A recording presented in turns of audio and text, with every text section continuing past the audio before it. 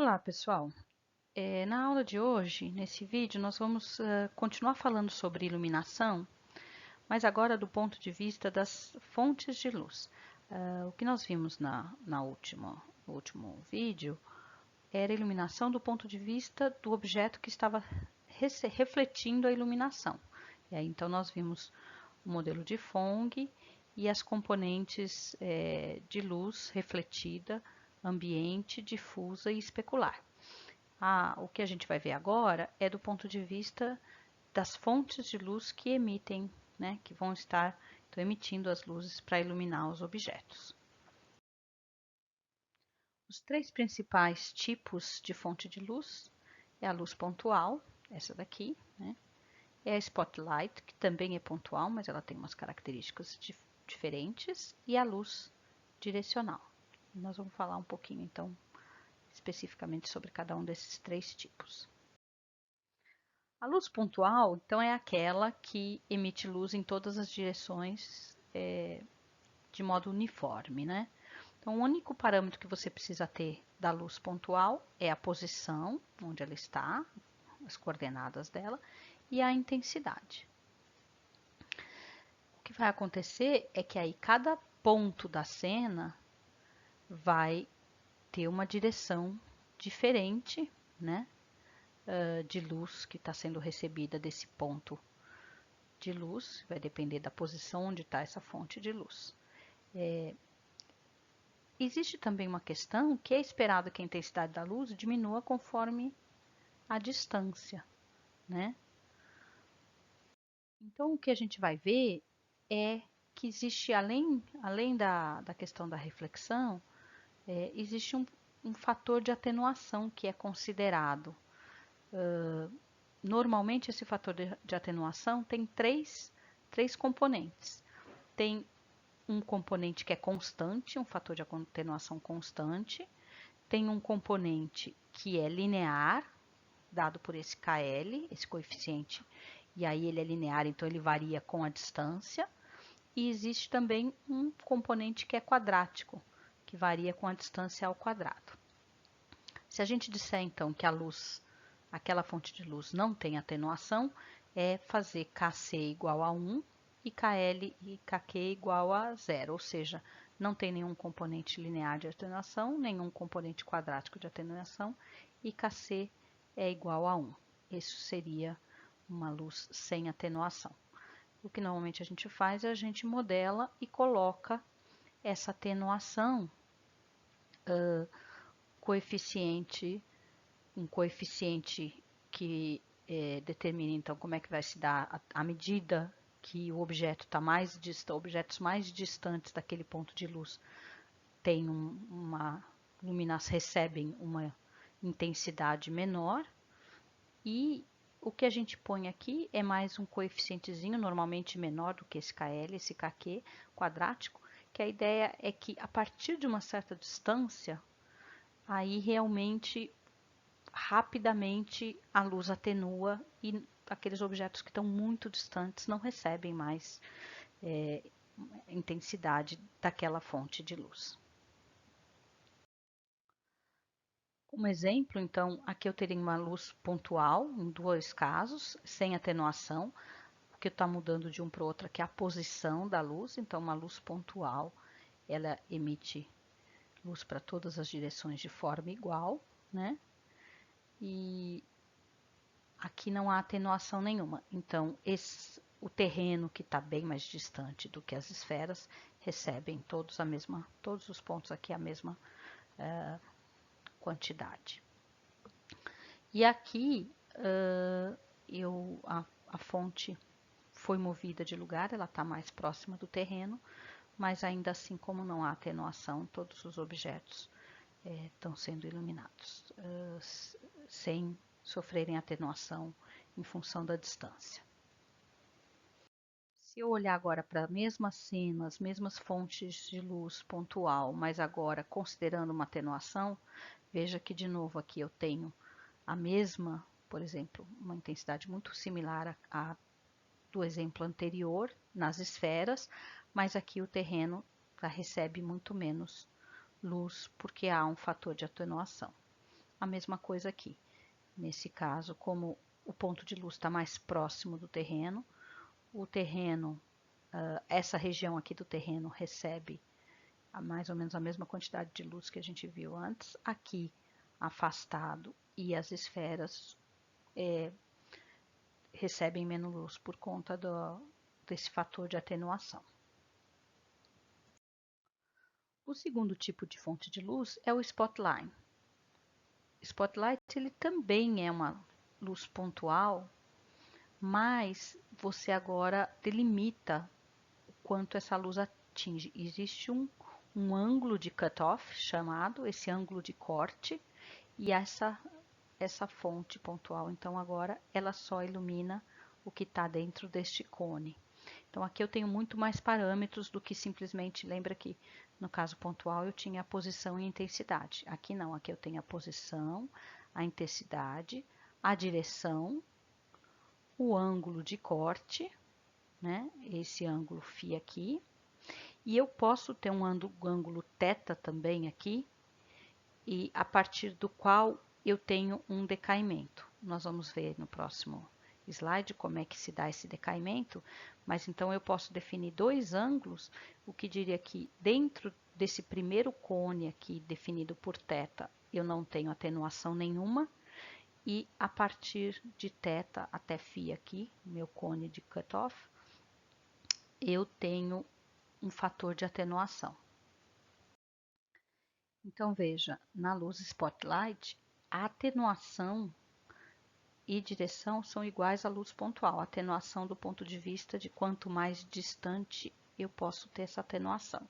Além disso, eu tenho esse expoente de decaimento que, na verdade, controla a suavização nas bordas. Imagina que eu tenho, então, aquele cone definido pelo meu ângulo φ, que é o que vai estar sendo iluminado pelo spotlight, e fora nada é iluminado, mas para simplesmente eu não ter essa diferença abrupta dentro do spotlight, ele está completamente iluminado e fora do spotlight é zero, eu tenho esse decaimento que suaviza a borda do meu cone de luz, né? E essa suavização é dado por cosseno de θ elevado a n, e n seria o expoente do meu decaimento. Talvez fique mais claro olhando então esse exemplo. Veja, aqui eu tenho o meu spotlight, eu não estou considerando atenuação, então a distância não importa, tá? Não, a luz, a intensidade não diminui com a distância. Aqui eu defini aquele meu expoente de decaimento igual a 5, então eu tenho o meu cone, né, de iluminação aqui, e eu tenho um decaimento, um expoente pequeno, e aqui eu tenho um expoente maior, 25. Veja o que acontece quando eu tenho um expoente maior, existe essa suavização, ou seja, mais no centro do cone eu tenho uma iluminação maior, e à medida que eu vou indo para a borda do cone, a iluminação, a intensidade vai decaindo de forma mais suave, né, definido por esse expoente. Então aqui eu tenho uma pequena suavização e aqui eu tenho uma suavização muito maior para deixar talvez o efeito desse meu spotlight mais realista. O último tipo de fonte de luz é a luz direcional, né? Ela emite a luz em uma determinada direção. É como se fosse, poderia também ser entendida como uma luz pontual, mas que está tão longe, né? Está no infinito, que os raios, quando chegam nos objetos, eles estão paralelos. Esse é um bom modelo, por exemplo, para o Sol, né? Para a luz direcional, a gente só tem como parâmetros, então, a direção e a intensidade. Veja que aqui a gente não tem posição, né? Então, ao invés de posição, como na luz pontual, o parâmetro aqui é direção e intensidade. Neste caso, a cena toda possui a mesma direção para a luz, né? E a intensidade da luz é a mesma para toda cena, sem atenuação. O exemplo, então, da luz direcional seria, do terreno com as esferas, seria esse resultado aqui. O que pode acontecer na prática é que a gente pode ter mais de uma fonte de luz numa cena. Então, se a gente tem múltiplas fontes de luz, para cada ponto da cena, a gente tem que calcular a contribuição de cada fonte de luz e acumular para ver qual vai ser a luz final, a cor final do vértex. Então, aqui é um exemplo que eu tenho 3 fontes de luz pontuais. Veja, uma fonte de luz azul, uma fonte de luz vermelha e uma fonte de luz verde em posições diferentes. E o que eu vejo então em cada ponto da minha cena é calculada a contribuição das 3 fontes de luz. Retomando lá o modelo de Phong, então como é que fica? Para cada fonte de luz, do ponto de vista, olhando para o ponto que está recebendo, então eu vou primeiro ver qual é a contribuição da fonte 1 de luz. Eu posso ter uma contribuição, uma componente difusa, né? Lembra, dado pelo coeficiente de reflexão difusa e intensidade e o cosseno do θ, lembro que é o cosseno com a normal, então aqui é essa primeira parte. Eu tenho um componente que é a componente especular, que também tem o coeficiente especular, e aí agora eu estou vendo o ângulo entre o refletido e divisão do observador, né? E eu posso ter uma componente ambiente. E veja que o cálculo das componentes difusa e especulares depende justamente do tipo de luz aplicada, certo? Então, para cada ponto eu consigo calcular essa intensidade I, levando em consideração uma fonte de luz. Ainda olhando para uma única fonte, na verdade, eu não uso essa equação aqui para calcular a cor do ponto. Eu tenho que calcular a intensidade para cada componente separadamente, ou seja, a intensidade, o componente vermelho, o componente verde e o componente azul, né? E veja que interessante, que inclusive o coeficiente de reflexão difusa, ele pode ser diferente para o componente R, para o componente G e para o componente B. Mesma coisa com o coeficiente de reflexão especular e o coeficiente de reflexão ambiente. Ele pode ser diferente para cada uma das componentes.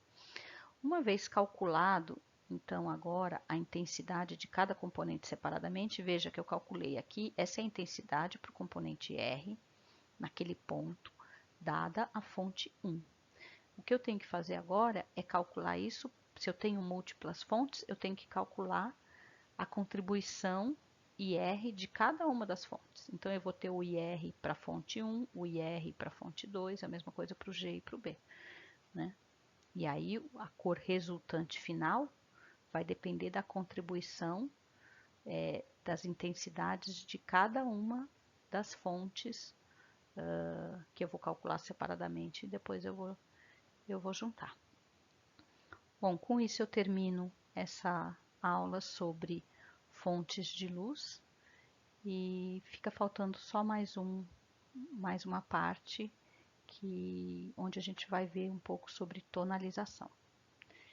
Então, por hoje é só e até a próxima.